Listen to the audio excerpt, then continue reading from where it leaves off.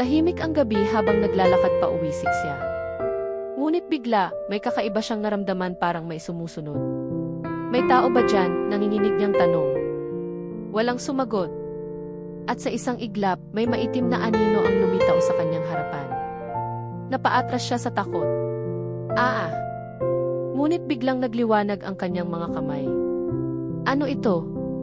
Unti-unting nagbago ang kanyang kasuotan at tumubo ang kanyang mga pakpak.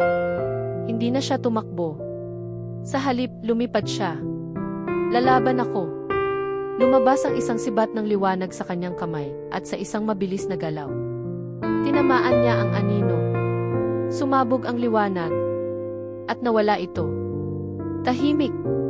Ngunit biglang nagbago ang paligid. Napunta siya sa isang kaharian ng mga diwata. Siya ni.